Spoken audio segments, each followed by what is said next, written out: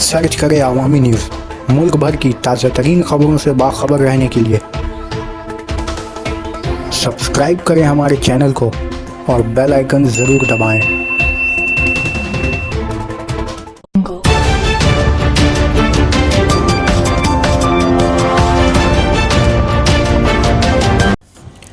मगरबी बंगाल की वज़ीर आला ममता बनर्जी ने सुषमा स्वराज की मौत पर अपने गम का इजहार किया है।